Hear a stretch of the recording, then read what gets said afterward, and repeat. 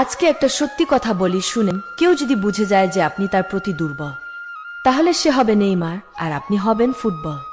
তাই কারো প্রতি এতটাও দুর্বল হওয়া উচিত না। বৃষ্টি ফুরিয়ে গেলে ছাতাটাও বোঝা মনে হয়, কালি ফুরিয়ে গেলে কলমটাও ডাস্টবিনে জায়গা পায়। ঠিক তেমনি আপনি মানুষের যতদিন উপকার করতে পারবেন, মানুষ আপনাকে ঠিক ততদিন মনে রাখবে। এই পৃথিবীতে অদ্ভুত একটা জিনিস কি জানেন? যে মানুষটা ভালোবাসার জন্য আকুল হয়ে বসে থাকে সে ভালোবাসা পায় না, আর যে কিনা ভালোবাসা পায় সে তো ভালোবাসার কদরই করতে জানে না।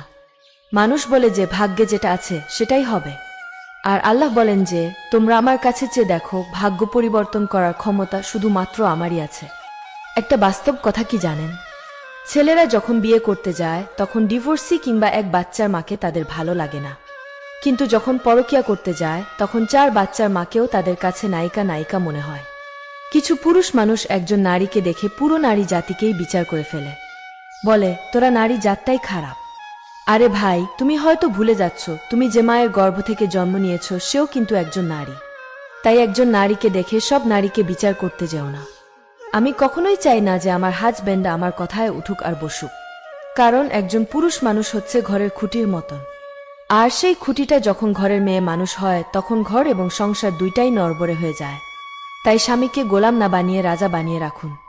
ব্যবহারে বংশের পরিচয় কথাটা সম্পূর্ণ মিথ্যা কথা, কারণ অনেক খানদানি বংশ থেকে অনেক কুলাঙ্গারের জন্ম হয়, আর অনেক জালেমের ঘর থেকেও অনেক আলেমের জন্ম হতে পারে। কিছু পুরুষ মানুষ আছে দেখবেন, যারা কিনা পকেটে টাকা আর শরীরে জোর থাকলে নিজের বউকে পাত্তাই দেয় না, পরিবারের সবার সামনে বউকে হেনস্থা করে। অথচ এই বোকা পুরুষ এটা ভুলে যায় যে বউয়ের ভালো সার্টিফিকেট ছাড়া সে জান্নাতেই যেতে পারবে না।